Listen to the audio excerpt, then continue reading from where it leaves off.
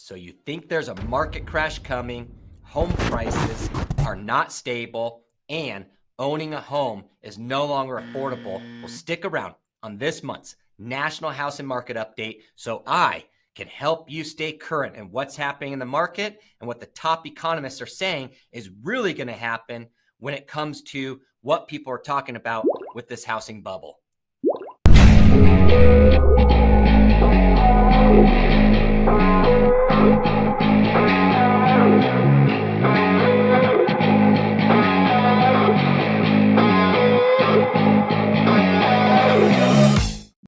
Thanks for sticking around. Justin Martin bringing you this month's edition of Keeping Current Matters with the reminder that it's not about timing the market, it's spending time learning about the market. So let's dive right into why the top economists are sharing we're not headed into a housing bubble, and they'd like to take us back on a little bit of history of home price appreciation since World War II.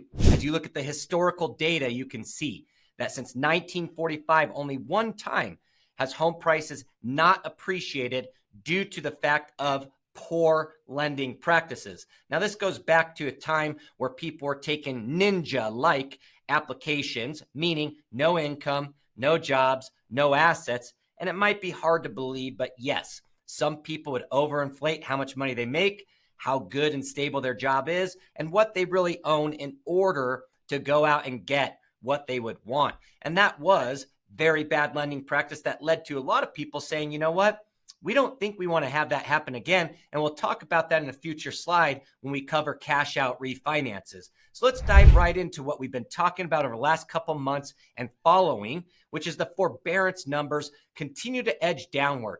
If you remember, during the pandemic, many people got behind on their mortgage payment due to struggles and challenges. And as you can see, based off of what happened with that of housing appreciation and the individual's ability to repay back that of what our debts were, you can see that almost 90% of everybody who has entered into forbearance is now taken care of, completed, and out of the program. Now we know that, yes, 18% were still in trouble, meaning that they haven't completely structured out a repayment plan or paid in full. And the reason for that is there are some people still recovering from the pandemic differently than others. Our hearts go out to that 2 out of 10 families. But the nice part for them is the amount of equity they have in their home. If any of them are not able to structure a repayment plan, even with real estate commissions, they'll be well ahead to be able to sell their home, provide some inventory to the market, and walk away with some money in their pockets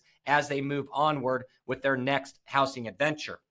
Now, as you start looking at, though, what Danielle Hell said, we have learned from history that prices can fall. The more important question is if it's going to happen right now, and that's hard to say.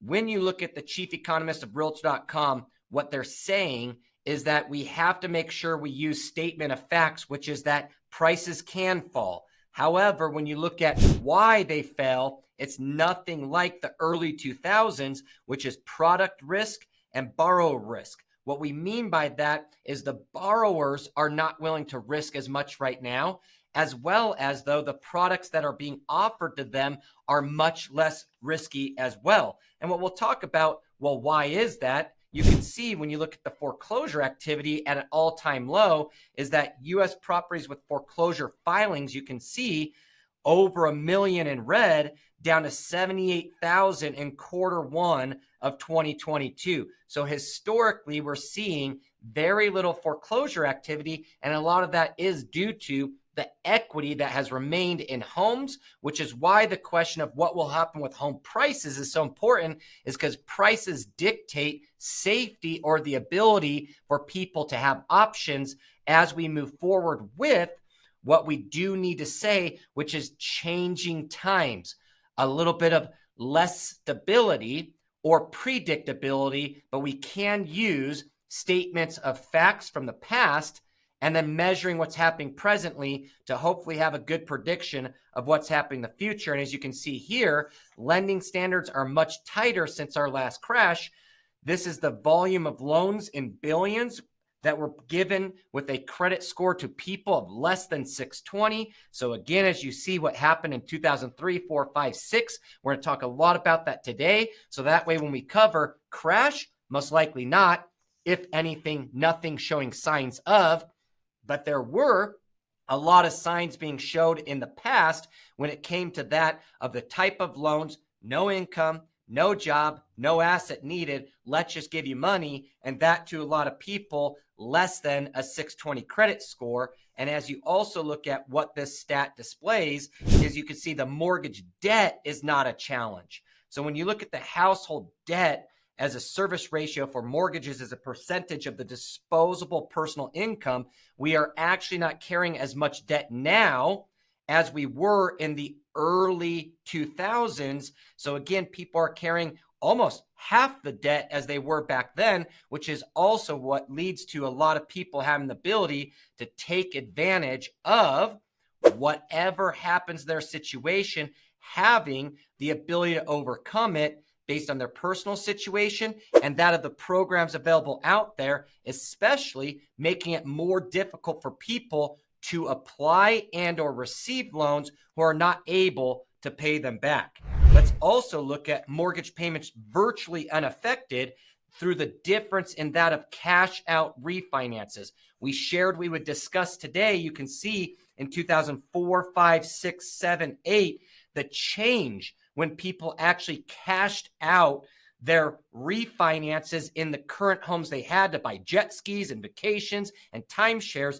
Look at the change in that monthly payment.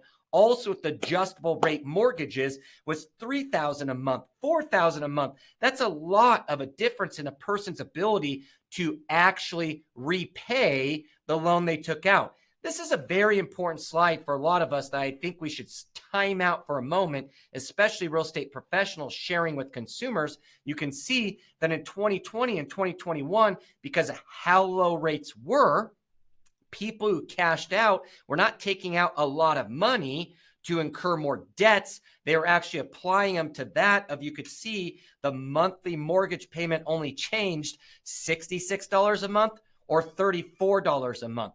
So a lot different practice this go around when it came to what people are doing with cash out refinances. So as you look at really what is going on today and or the past, for a lot of people, the question is, well, what's ahead? And that's what we'll cover now is as you look at, yes, things are a lot different now than they were in the past. Well, what can we predict is going to happen ahead? This is the estimated home price performance as you look at January forecasted in Q1 of 2022. What are most experts thinking are going to happen in 2022 leading up to 2026? And people are believing we're still going to see about 9% appreciation in 2022. So now, as you can see, most likely no crash occurring. If anything, if I was betting on just the stats of the past compared to the stats of today, I would go on the record and say there is no crash that will occur. However, it may feel like things are slowing down. And when it comes to home prices, you're right. Home prices are not going to continue to appreciate. And that was the goal of rising the rates, is slowing this market down to make things a little bit more affordable for people to enter into more of a normal market, which we'll talk about in a moment. But as you can see, 9% appreciation and upwards to 5% appreciation next year. And we can also look at the accumulated average. That was all panelists, but the optimists are thinking that we're actually going to be more around 46% over those next 4 years, which would be averaging around 9% every single month. The all panelists, as we showed, 26%, and the pessimists are still saying, hey guys, I don't believe anything good is going to happen, but the one thing in my pessimistic view is that I do believe home prices will continue to appreciate right around 2.5% to 3% every single year over the next couple years. So if you're waiting for prices to go down, there's not an expert out there, at least ones that the top economists use, that say that's going to happen. So again, as we start looking at an average of all 7 forecasts, this is Fannie Mae, Freddie Mac, CoreLogic, Home Price Expectation Survey, which is what we just covered, NAR, Zelman Associates, and the Mortgage Bankers Association of America. You could see a lot of them believe 2022 home prices will remain and continue to go up quite a bit due to the fact of where the values of the homes are sitting today. So now let's cover exactly what Bill McBride talked about, which is based on the current estimate for the peak Fed funds rate. The 30-year fixed mortgage will likely peak at about between 5 and 5.7. There's some variability in the relationship really to inflation and what's happening in the economy that it could get up to the low 6%. This is actually where we most likely need to be.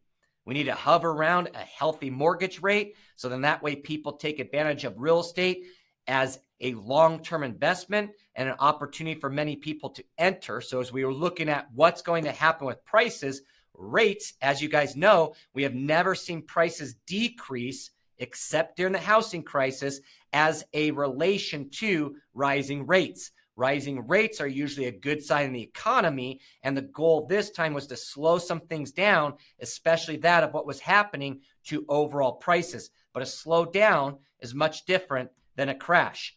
Now, let's take crash to prices to the big question and truth, and this is where I will share with a lot of people, maybe not necessarily what you want to hear, but what we do need to hear. Meaning my job as a professional is make sure you hear not the good news, not the bad news, but the news, and hopefully as somebody you trust, being able to better understand it and help us look into decisions we can make both for our families and ourselves right now to where we want to go in the future, is affordability is a real issue. As you can see, new data from the Harris poll said that 84% of Americans plan to cut back spending as a result of price spikes, specifically gas price and groceries. Now, what does that mean is as Americans are having to cut back our spend, is perhaps we could have been doing that the entire time. Meaning that expense management, when you look at in January 2021 with where rates were on a $300,000 home, and now I know locally here in our market, we got to double that price because really it's not a $300,000 home anymore. It's a $600,000 home, but the average monthly payment for that was about $1,200 a month. As you can see, it's now most likely in Q4 of this year, somewhere around $1,700.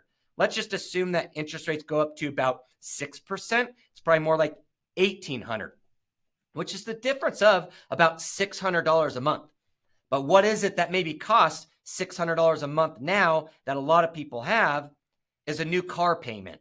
And if you go back to the 90s, as you look at this affordability approaching historical levels, is that all through the 90s, it was actually less affordable. Meaning that to own a home, the index, the lower the bar graph, the less affordable it is. You can see when people say, hey, it's no longer affordable, we have to time out and say, in context to when. You're right. It was very easy to afford a home when home prices crashed through 2009 and 15, but nobody really wants to go back to what experienced that date. Now, what you can do is say, well, what about the 90s? And what did the average household look like in the 90s? Did the homeowner of the 90s, both parties had brand new cars in the driveway? Or did it look like that people had lower payments and other expenses because a majority of their income went to the number one long-term investment and asset in America, which is real estate? So again, sharing a little bit of maybe not what you want to hear, but what we need to hear is housing is still very affordable, just definitely not as affordable as it was the last 4 or 5 years. But the question is, the last 4 or 5 years, why did we not take advantage of it? And was it because we kept listening to the opinions of others telling us something was going to happen in housing that never did?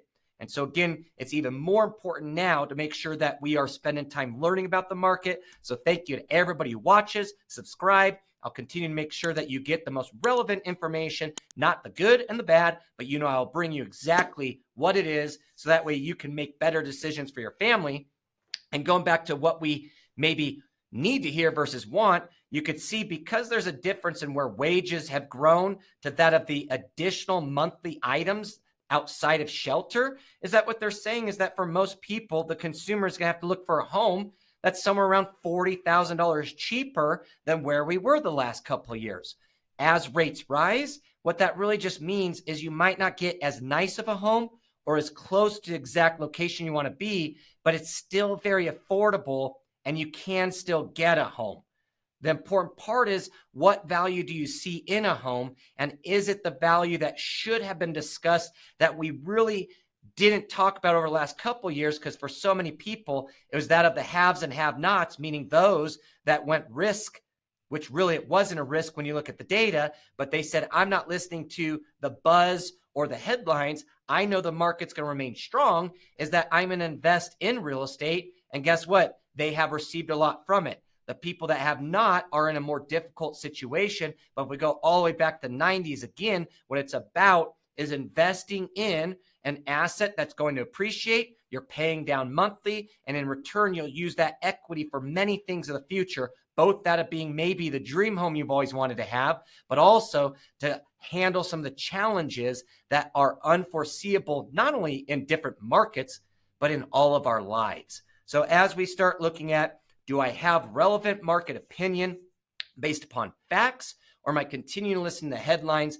Is stay up to date. If you have any questions, you have my contact information. Reach out, add a comment. I'll answer the questions, and I look forward to sharing a lot more on what is exactly happening in real estate today, making it relevant to looking at what happened in the past, so that way you can make great decisions that impact your future. And that's exactly why we exist as real estate professionals. And as always, if you have any family, friends who are looking to get into the market, whether it be here locally or nationally, I've got the best top 1% of people in your corner, and we're always happy to help you out. So from me to you, stay safe, keep moving your life and your business forward, and I look forward to talking to you guys next month.